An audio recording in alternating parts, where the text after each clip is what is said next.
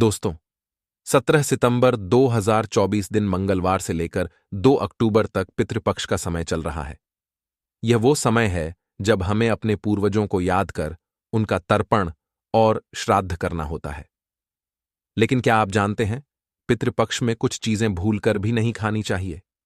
अगर आपने इन चीजों को खा लिया तो आपके पितृ नाराज हो सकते हैं, जिससे घर में कंगाली का दौर आ सकता है और पितृदोष का सामना करना पड़ सकता है।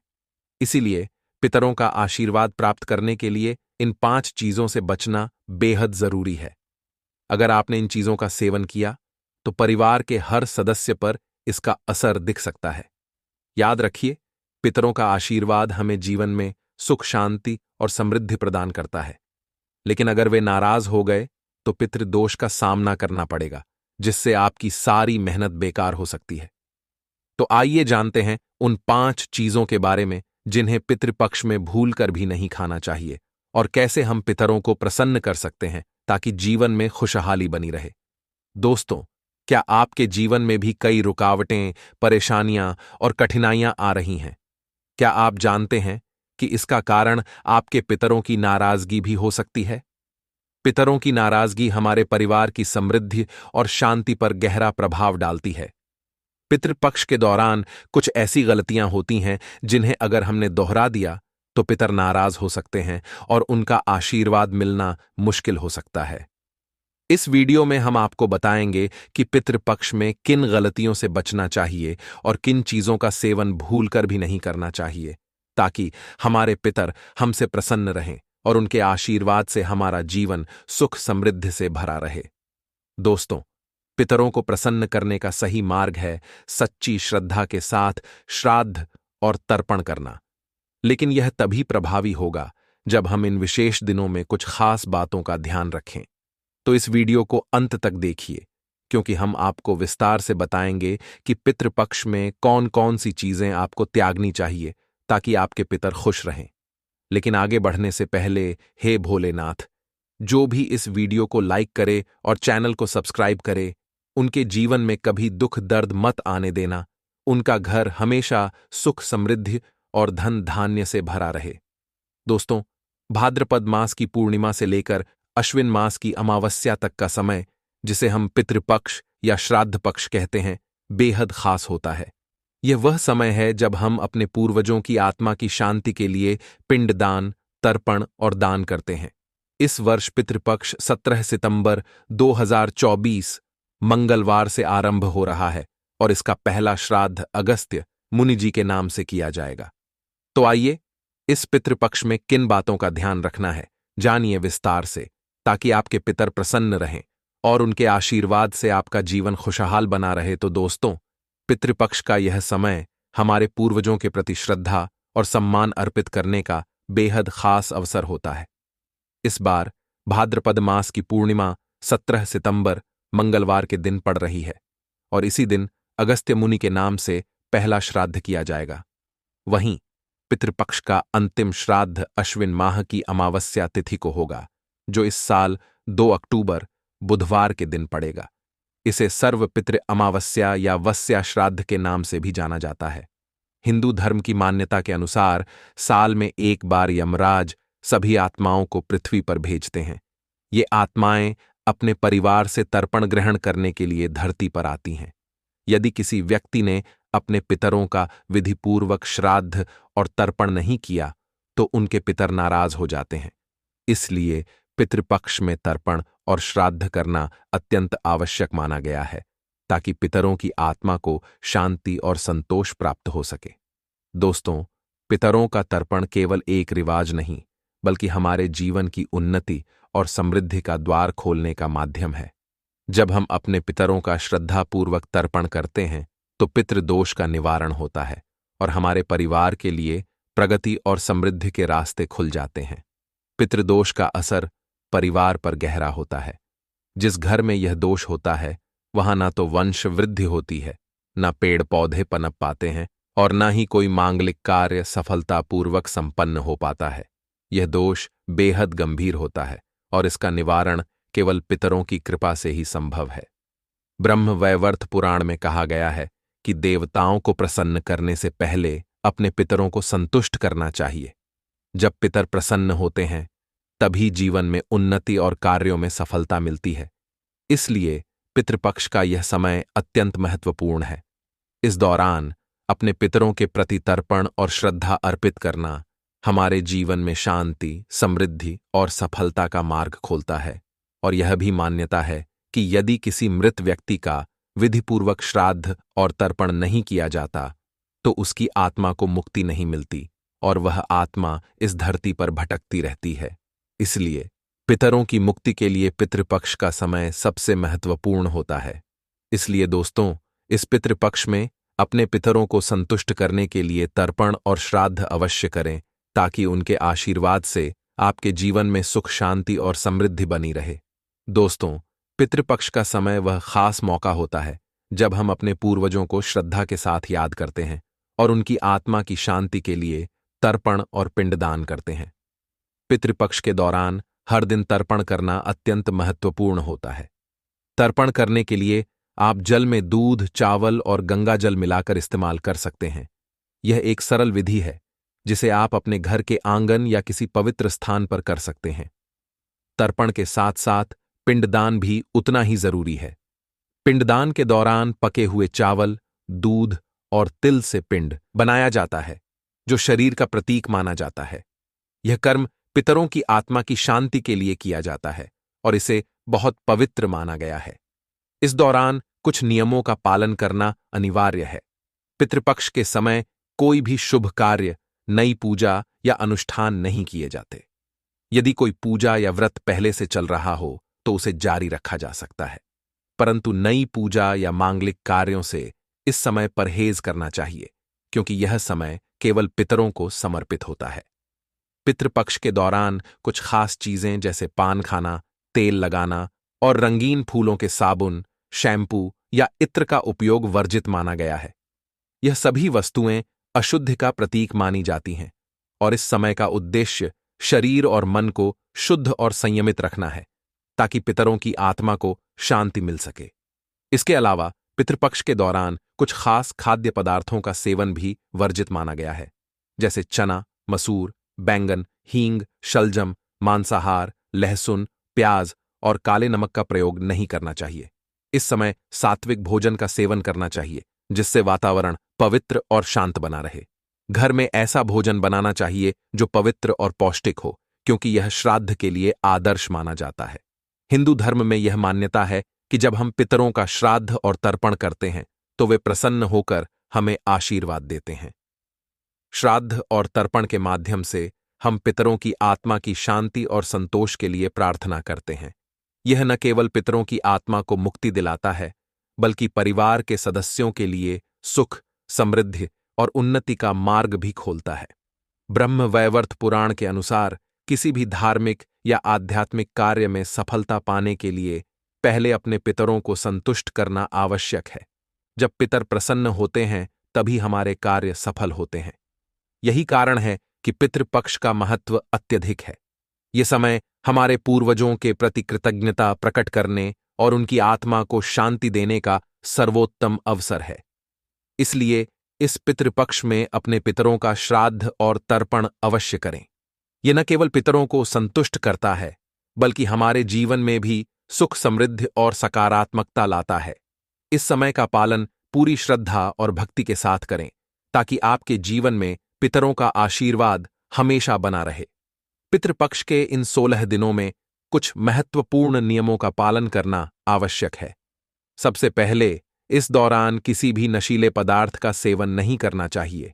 साथ ही जो व्यक्ति श्राद्ध कर रहा है उसे इन 16 दिनों तक ब्रह्मचर्य का पालन करना चाहिए। इसके अलावा इस समय किसी भी प्रकार के नए वस्त्र, आभूषण या कीमती सामान खरीदने से भी बचना चाहिए क्योंकि यह समय पितरों के प्रति समर्पण और शांति का होता है। दोस्तों, जब आप अपने पितरों का श्राद्ध करने का निर्णय ले लेते हैं तो यह बेहद जरूरी है कि इस कर्म को पूरी विधि विधान से किया जाए। श्राद्ध के लिए किसी योग्य पुरोहित को बुलाना चाहिए ताकि सभी नियमों का सही तरीके से पालन हो सके। श्राद्ध में तर्पण के लिए तिल, जल, चावल, कुशा और गंगा जल का उपयोग अवश्य करें। इसके साथ ही पितरों को विशेष रूप से प्रसन्न करने के लिए सफेद पुष्प, उड़द, गाय का दूध, घी, खीर, समा के चावल, जौ, मूंग और गन्ने से बना भोजन अर्पित करना चाहिए। यह सारी सामग्री पितरों को प्रसन्न करती है और उनकी आत्मा को शांति प्रदान करती है। तुलसी, आम और पीपल के पेड़ों पर पितृपक्ष के दौरान जल अर्पित करना भी बेहद जरूरी है।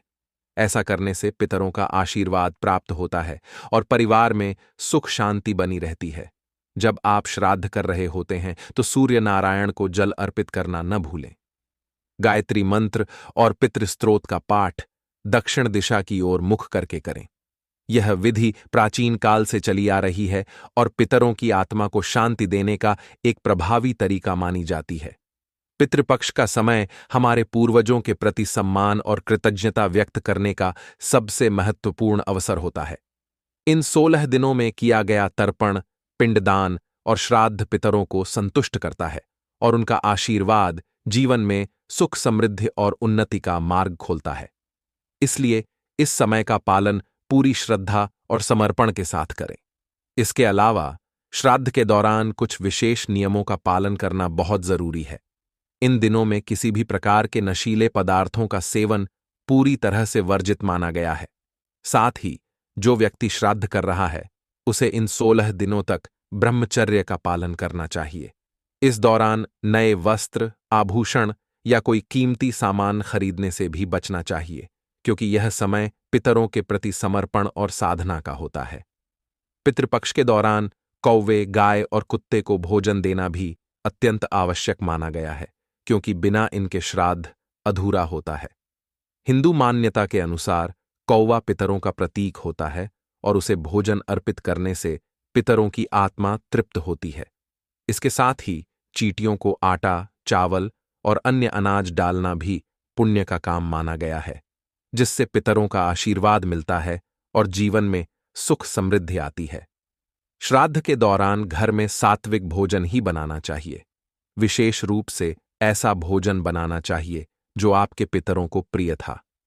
लहसुन और प्याज का उपयोग न करें, क्योंकि इसे अशुद्ध माना जाता है। मान्यता है कि जब हम पितरों को याद करते हैं और उनके लिए भोजन बनाते हैं तो वे घर आकर उस भोजन को ग्रहण करते हैं और प्रसन्न होते हैं। श्राद्ध और तर्पण के बाद पुरोहित और ब्राह्मणों को भोजन कराना अत्यंत महत्वपूर्ण होता है। इसके बाद उन्हें दक्षिणा, वस्त्र, चावल, दाल, चीनी, नमक, मसाले, कच्ची सब्जियां, तेल और मौसमी फल दान करना चाहिए। इसके बाद पितरों का धन्यवाद करते हुए जाने अनजाने में हुई किसी गलती के लिए क्षमा मांगनी चाहिए। श्राद्ध की तिथि का चयन हमेशा दिवंगत परिजनों की मृत्यु की तिथि के अनुसार ही किया जाता है। जिन परिजनों की मृत्यु आकस्मिक या दुर्घटनाओं में हुई हो, उनका श्राद्ध चतुर्दशी तिथि को करना चाहिए। अगर किसी पितर की मृत्यु तिथि ज्ञात न हो तो सर्व पितृ अमावस्या के दिन श्राद्ध करना उचित माना जाता है।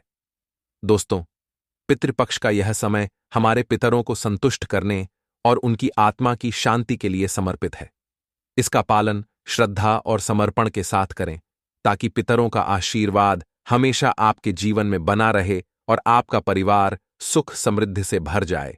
दोस्तों, पितृपक्ष का यह समय हमारे पितरों को श्रद्धा के साथ याद करने और उनकी आत्मा की शांति के लिए तर्पण और पिंडदान करने का सबसे महत्वपूर्ण अवसर होता है। इस समय में शुद्ध और सात्विक भोजन का विशेष महत्व होता है, क्योंकि यही भोजन पितरों की आत्मा को तृप्त करता है और उन्हें संतोष प्रदान करता है। सात्विक भोजन में चावल, गेहूं की रोटी, बिना मसाले की सब्जियां, हरी सब्जियां और ताजे फल शामिल होते हैं। ये सभी चीजें न केवल हमारे पितरों को प्रसन्न करती हैं, बल्कि हमारे शरीर और मन को भी शुद्ध और स्वस्थ बनाए रखती हैं। पितरों को विशेष रूप से सफेद खाद्य पदार्थ अर्पित करने का महत्व होता है, जैसे सफेद चावल, गाय का दूध और खीर। खीर, जो कि गाय के दूध और चावल से बनाई जाती है, पितरों का प्रिय भोजन माना जाता है। इसे अर्पित करने से पितर प्रसन्न होते हैं और उनका आशीर्वाद हमारे परिवार के सभी सदस्यों को प्राप्त होता है। इसी तरह सफेद चावल और तिल का तर्पण भी पितरों को संतोष और शांति प्रदान करता है। तिल से पिंडदान करना प्राचीन काल से ही पितरों को संतुष्ट करने का एक महत्वपूर्ण कर्म माना गया है। गाय का दूध और घी भी पितरों को तृप्त करने के लिए अत्यंत महत्वपूर्ण माने जाते हैं। इनका अर्पण करने से पितरों की आत्मा को शांति मिलती है।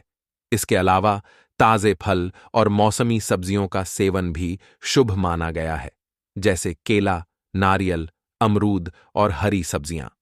ये फल और सब्जियां पितरों को अर्पित करने से उनकी आत्मा को संतोष प्राप्त होता है और वे प्रसन्न होकर परिवार को आशीर्वाद देते हैं। पितृपक्ष के दौरान मसालेदार और तामसिक भोजन जैसे कि लहसुन, प्याज और मांसाहार से पूरी तरह से परहेज करना चाहिए, क्योंकि यह पितरों को अशुद्ध माना जाता है। सात्विक भोजन के माध्यम से ही पितरों की आत्मा को संतोष मिलता है और उनका आशीर्वाद हमें प्राप्त होता है। इसके साथ ही पान खाना, तेल लगाना और साबुन, शैम्पू, इत्र का उपयोग भी पितृपक्ष के दौरान वर्जित माना जाता है। यह सब चीजें अशुद्ध मानी जाती हैं और इस समय शुद्धता का ध्यान रखना आवश्यक होता है ताकि पितरों की आत्मा को शांति मिल सके।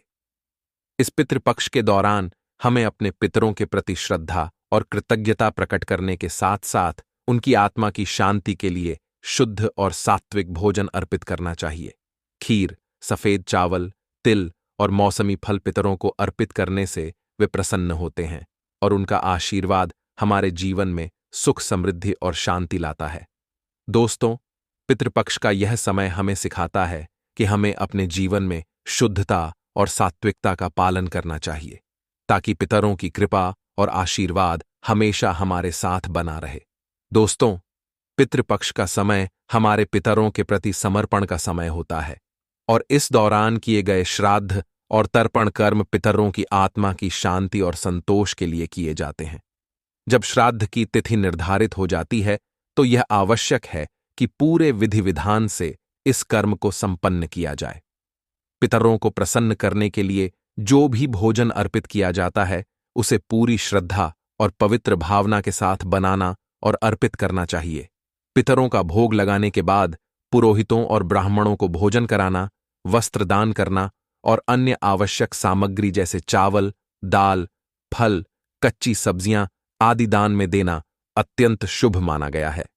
इससे पितरों की आत्मा को शांति मिलती है और उनका आशीर्वाद परिवार को प्राप्त होता है। पितरों को तृप्त करने के लिए ब्राह्मण भोज का विशेष महत्व होता है। श्राद्ध के अंत में पितरों से क्षमा मांगना और जाने अनजाने में हुई किसी भी गलती के लिए माफी मांगना आवश्यक होता है। यह हमारी परंपरा का एक अभिन्न हिस्सा है और इससे पितरों की आत्मा को संतोष मिलता है। इसके बाद पूरे परिवार के साथ मिलकर भोजन ग्रहण करना भी बेहद शुभ माना जाता है, क्योंकि यह परिवार में एकता और समर्पण की भावना को बढ़ाता है और पितरों का आशीर्वाद पूरे परिवार को प्राप्त होता है। अब बात करते हैं पितरों की कथा की। क्या आप जानते हैं कि पितृपक्ष के दौरान पितरों की कथा सुनने से भी हमें अद्भुत आशीर्वाद प्राप्त होते हैं? पितृपक्ष हमारे पूर्वजों को समर्पित समय होता है और इस दौरान पितरों की कथा सुनने से, उनके आशीर्वाद से हमें जीवन में शांति, समृद्धि और खुशहाली प्राप्त होती है। बहुत समय पहले एक गांव में करुणाशंकर नामक धर्मनिष्ठ ब्राह्मण रहते थे। करुणाशंकर अपने पितरों के आशीर्वाद से जीवन में सुख समृद्धि का अनुभव कर रहे थे। हर साल पितृपक्ष के दौरान वे अपने पितरों के लिए विधिपूर्वक तर्पण और श्राद्ध करते थे। उनके इस समर्पण और श्रद्धा के कारण उनके परिवार में हमेशा खुशहाली रहती थी। लेकिन एक समय ऐसा आया जब उनके जीवन में परेशानियां आने लगीं। उनके खेतों की फसलें सूखने लगीं, परिवार के सदस्य बीमार रहने लगे और घर की समृद्धि घटने लगी। करुणाशंकर के लिए यह सब बहुत विचलित करने वाला था। उन्होंने हमेशा विधि विधान से अपने पितरों का श्राद्ध किया था, फिर भी उनके जीवन में यह विपत्तियां क्यों आ रही थीं, यह उनकी समझ से बाहर था। उन्होंने विद्वान ब्राह्मणों से परामर्श लिया और उन्हें बताया गया कि शायद तर्पण और श्राद्ध के दौरान कोई अनदेखी या त्रुटि हो गई हो, जिससे पितर नाराज हो गए हों। करुणाशंकर ने अपने तर्पण और श्राद्ध की प्रक्रिया को फिर से ध्यान से देखा, लेकिन उन्हें कोई गलती नजर नहीं आई। फिर भी उनके जीवन की समस्याएं लगातार बढ़ती ही गईं। उनका परिवार बीमारियों से जूझ रहा था, और आर्थिक स्थिति भी दिन ब दिन बिगड़ती जा रही थी। तो दोस्तों, इस कथा से हमें यह सीख मिलती है कि पितरों का श्राद्ध और तर्पण करते समय हमें पूरी निष्ठा और समर्पण के साथ इन कर्मों को करना चाहिए। साथ ही हमें यह भी सुनिश्चित करना चाहिए कि कोई भी गलती या त्रुटि न हो, ताकि पितरों की आत्मा संतुष्ट रहे और उनका आशीर्वाद हमें प्राप्त हो सके। पितरों की प्रसन्नता ही हमारे जीवन में सुख, समृद्धि और शांति का मार्ग प्रशस्त करती है। दोस्तों, एक समय की बात है, करुणाशंकर नाम के एक धर्मनिष्ठ ब्राह्मण थे। उनका मानना था कि उनके जीवन की सारी सुख, समृद्धि और शांति उनके पितरों के आशीर्वाद से ही प्राप्त होती है। हर साल पितृपक्ष में वे पूरी श्रद्धा के साथ अपने पितरों का तर्पण और श्राद्ध किया करते थे। लेकिन एक समय ऐसा आया जब उनके जीवन में समस्याएं आने लगीं। उनके खेतों में फसलें सूखने लगीं, परिवार के लोग बीमार पड़ने लगे और उनकी समृद्धि घटने लगी। ये सब देखकर करुणाशंकर परेशान हो गए। उन्होंने कई उपाय किए, विशेष पूजा और अनुष्ठान कराए, लेकिन कुछ भी काम नहीं आया। फिर एक रात उन्हें एक अद्भुत स्वप्न आया। उस स्वप्न में उन्होंने अपने पितरों को देखा, जो उनसे नाराज थे। पितरों ने कहा, हे पुत्र करुणाशंकर, तुमने अपने तर्पण और श्राद्ध में वो श्रद्धा और निष्ठा खो दी है जो पहले हुआ करती थी। तुम अब केवल कर्मकांड कर रहे हो, लेकिन तुम्हारा मन पूरी तरह से इसमें नहीं लगा हुआ है। इसी कारण हम तृप्त नहीं हो पा रहे हैं और तुम्हारे जीवन में ये विपत्तियां आ रही हैं। करुणाशंकर यह सुनकर बहुत व्यथित हो गए। उन्होंने अपने पितरों से क्षमा मांगी और कहा, हे मेरे पितरों, कृपया मुझे माफ करें। बताइए, मैं कैसे आपकी आत्मा को शांति प्रदान कर सकता हूं? पितरों ने उत्तर दिया, हम तुम्हें माफ करते हैं, लेकिन इस बार तुम्हें पितृपक्ष के दौरान पूरे विधि विधान और श्रद्धा के साथ तर्पण करना होगा। ध्यान रखना कि तुम्हारा मन पूरी तरह से शांत और स्थिर हो, तभी हमारी आत्मा तृप्त होगी और तुम्हारे जीवन में सुख समृद्धि लौटेगी।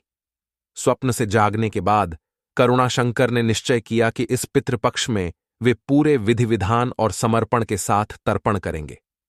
पितृपक्ष का समय आया और उन्होंने घर को शुद्ध किया, पवित्र स्नान किया और तर्पण की विधि पूरी श्रद्धा से निभाई।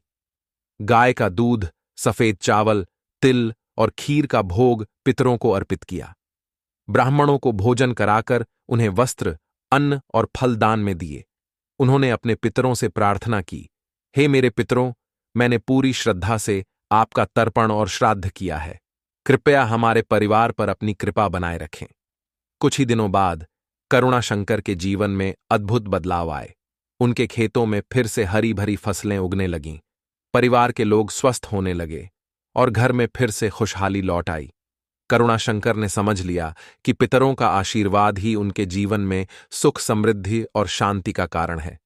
तो दोस्तों, इस कथा से हमें यह सीखने को मिलता है कि पितरों का आशीर्वाद हमारे जीवन में शांति, सुख और समृद्धि लाता है। जब हम पूरे श्रद्धा और समर्पण के साथ अपने पितरों का तर्पण और श्राद्ध करते हैं, तो उनकी आत्मा को शांति मिलती है और वे हमें आशीर्वाद देते हैं।